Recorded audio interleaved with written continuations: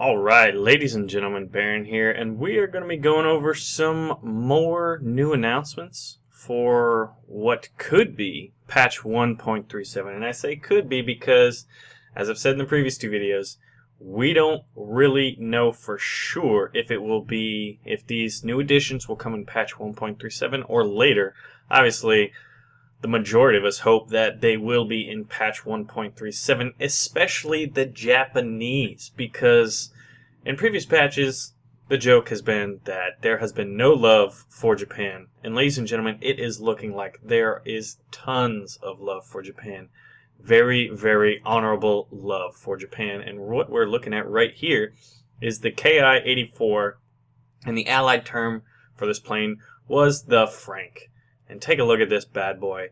This thing is a beast. Very good low to medium altitude fighter. It was even faster than most allied aircraft, including the P-51 and P-47, because its engine could produce more horsepower. It was a little more armored and pretty well armed. And in fact, there were three main, variants. You have the 1A, with two 12.7mm machine guns and two 20mm machine guns, which looks like what we're looking at right here. You also have the 1B, which had four 20mm cannons, but not many of this version were produced, so I'm not sure. It'd be nice to have all three, and the third of which is the 1C. And this guy was equipped to fight bombers, and he was armed with two 20mm cannons and two 30mm cannons. So I think if you look at like the Ki-61, it'd be nice to have the Ki-84 in three different variants. It would definitely, it kind of helps both people out. You got the players who now have three more versions of a plane, a very good plane, that the Japanese are wanting. I even think that the Ki-84 Frank may be one of the most sought after Japanese prop fighter aircraft.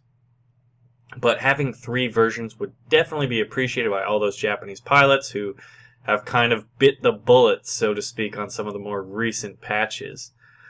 But it would be great to see this. And do you think that this is the most sought after Japanese prop fighter? I think so. Now, moving on, we have the A6M3 Mod 22. Now, the biggest difference between this A6M3, because a lot of people are like, oh, it's just another Zero. Don't we have this thing, basically? Well, the cannons are longer barreled, so that means they have greater muzzle velocity. This one is armed with the Type 99 Mark II 20mm cannon, not the Type 99 Mark I. The Type 99 Mark I has a rate of fire of 520 rounds per minute, with a muzzle velocity of 600 meters per second, while the Mark II has a greater muzzle velocity at 750 meters per second, but a lower rate of fire at 480 rounds per minute. So there's kind of a trade-off there. Greater accuracy at distance and potentially greater hitting power, but at the cost of fire rate. So just another kind of little intricacy which would make choosing between certain Japanese aircrafts a little more interesting. And then finally, as was previously announced, the Japanese may get the A6M5 Otsu, which I've already covered, and it basically up-armed from 7.7mm machine guns to 13.2mm machine guns, which were basically reverse-engineered Browning 50 calibers, and there's greater armor on that plane. So the Japanese could see a pretty big windfall of new aircraft. One can hope. And if you look at this one here, going back to the A6M3 Mod 22 Co, you see bombs on it, so it has the option of carrying bombs, and those green-tipped ones are for naval targets, better, armor penetration. So who knows? Maybe a little more ground attack potential in Japanese aircraft. So my question is, which Japanese planes do you want to see the most in War Thunder? Which would bring more honor to the Japanese War Thunder clan? There's a lot of planes that I would love the Japanese to have. A jet would be kind of not as necessary for me as like the Ki-84, but I'll get into that in a later discussion. Let us move on, and now we have new Russian aircraft. We have the Polikarpov I-185, and as this was called out on the forums, it is the M82A variant, not the M71 variant, which basically is talking about which engine this plane is equipped with.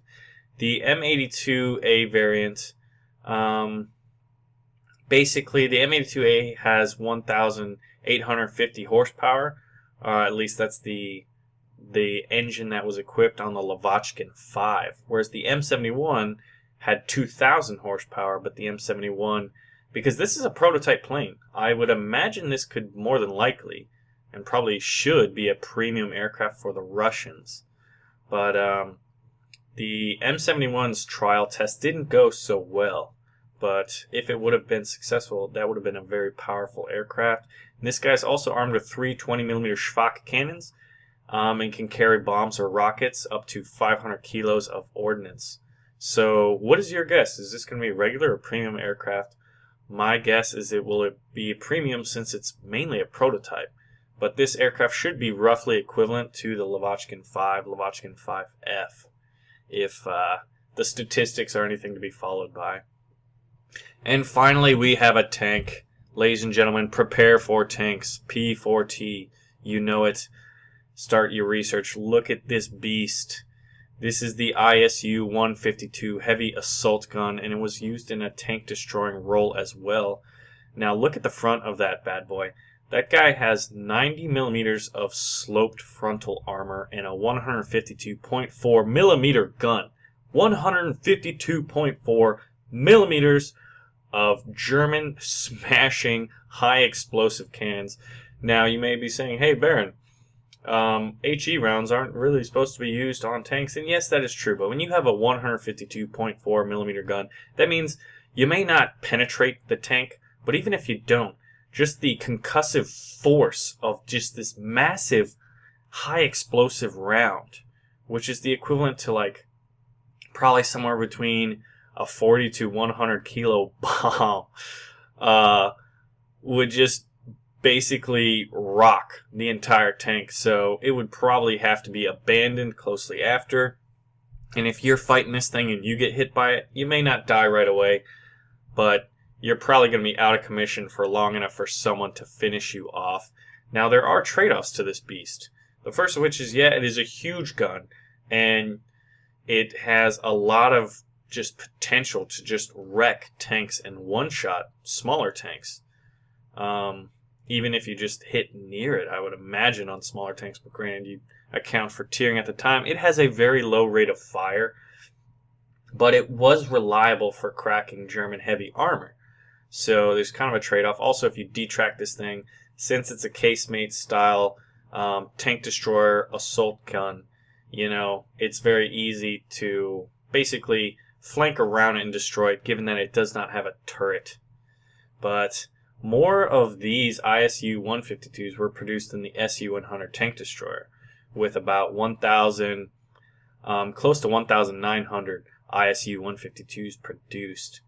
And the muzzle velocity on this thing, it's low velocity. It only has a low velocity of between 600 and 700 meters per second, depending on the rounds you use. But basically, I think you're going to have the high explosive rounds, and you maybe have 1 to 2 different types of armor piercing rounds with this bad boy. It would be a lot of fun to play. It'll definitely be a novelty, I guess, armored vehicle, given that it has one of the biggest weapons systems on an armored vehicle that we'll see in War Thunder. So it should be a lot of fun.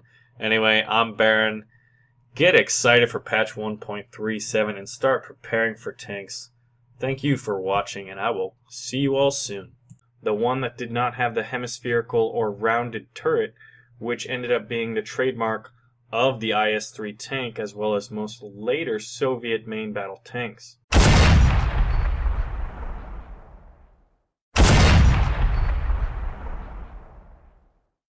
Now we have the 100mm D10T, and this was the main cannon for the T-54,